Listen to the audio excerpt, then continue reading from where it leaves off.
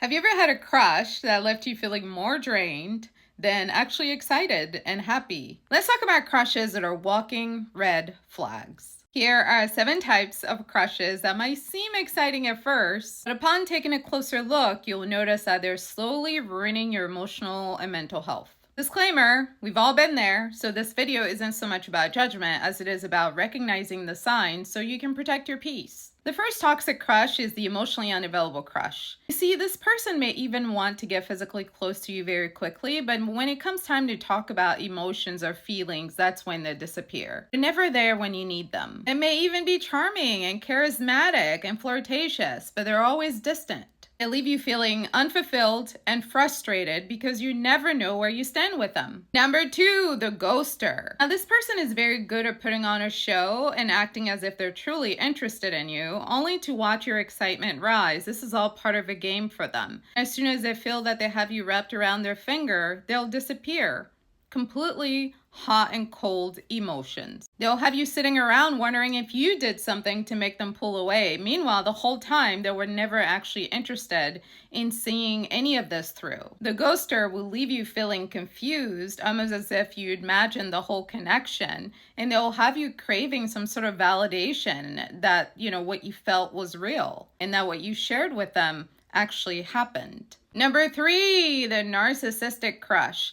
This crush is all about you as long as you're all about them, because the only person they care about is themselves. It will literally drain your emotional battery, looking for attention, validation, and support from you. They see themselves as the king or queen in your life, and your job is to worship them, service them, be at their disposal. It's all about them feeling powerful from the energy that they're able to get from you. They can also have very strong opinions about do's and don'ts of interacting with them.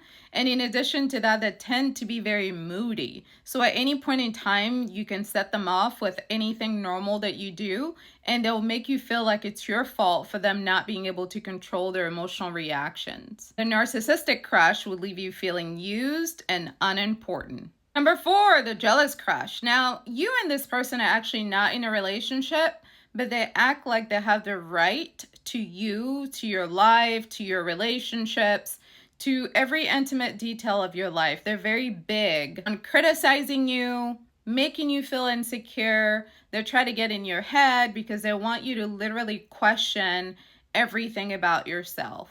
They'll accuse you of flirting with other people when you're not, and they will keep reminding you of how special you are to have them in your life. Because really it's about them and the vibe that they bring you. And they're trying to control you as a way to control their vibe. Eventually, their jealousy and their nagging will have you feeling suffocated. Number 5, the fixer-upper. Now, this person is very skilled at getting you wrapped up into their sad little story and their drama, and they'll make you feel like they have so much potential that is untapped. It's not unusual for the fixer-upper crush to also be dishonest. They will lie, they will manipulate, they will tug at your heartstrings, they will share lofty dreams with you, they'll make promises that ultimately they cannot keep. They will gaslight you. They will blatantly deny things that they've said or done. The fixer-upper wants to use you for your resources. They see you as an asset. They see you as somebody who has things that they want. In order for them to get access to the things that they want, they will use every emotional mechanism that they can to get themselves wrapped up in your life so you can take care of them in one way or another. Typically, when you're dealing with the fixer-upper crush, you'll find yourself feeling like a parent figure or some sort of therapist in their life because they will act like they need you to be able to do life. The fixer-upper will leave you feeling broke and disappointed. Number 6, the controlling crush. You know how the fixer-upper makes you feel like you have to rescue them from their adult life?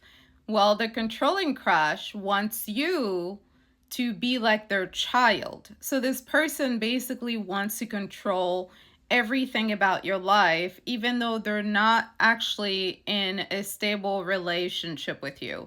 So what that will look like is that they will have an issue with you disagreeing with them, with you having a difference of opinion, with you wanting to live your life differently from them. They will criticize everything from your hairstyle, from your lashes, from your hair, from your makeup, from your clothes. The controlling crush will get so invested in your appearance as if your appearance was a part of them. It might even limit your freedom and limit how much interaction you have with other people.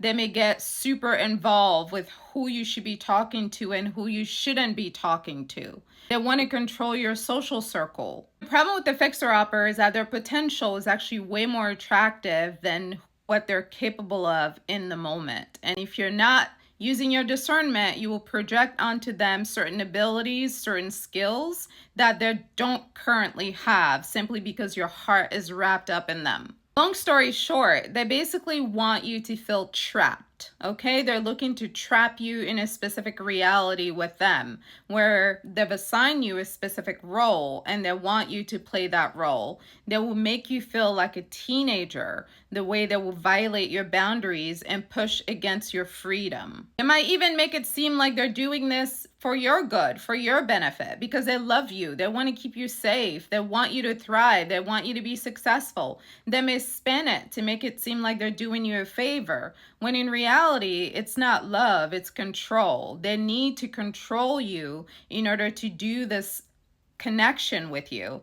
Then also not committing to the relationship. They're making you feel like you have to jump through hurdles in order to get to the relationship. The controlling crush is basically communicating a message to you, which is that you're not good enough, and the version of you that they have in their head is a lot better than who you actually are. Controlling crush will leave you feeling unsure of yourself, emotionally depleted, and just really confused about your identity. And lastly, number 7, we have the love bomber. This person is going to be doing too much too soon in the relationship. And this is usually a red flag for relationships that later turn abusive. They're giving affection, they're giving attention, they're giving flattery, they're giving gifts. They're calling you incessantly, texting you all the time. Early in the morning, they're the first person on your phone. Saying I love you too quickly. They're putting you on the pedestal, making you feel like they've never met any human being like you before.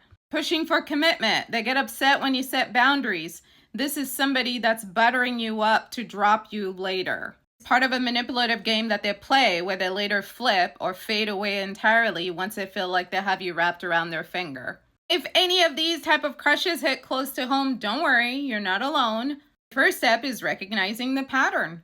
Have you ever dealt with these types of crushes? If so, leave your comments below. This video helped you spot some red flags in your dating history. Don't forget to heart it, save it, and share it with a friend or family member who may be struggling with toxic crushes. Thank you so much for watching. You can book your astrology reading at intuitivehealing.com. You can also watch videos at Intuitive Healing here on YouTube for Astrology 101 content. Listen to the Aquarius podcast on Spotify, as well as here on YouTube for your horoscope. If you're interested in astrology and love connections, you can visit at Styled Under Libra. And of course, for health and wellness and holistic healing, visit at Styled Under Virgo for all of your astrology content. Thanks so much for watching.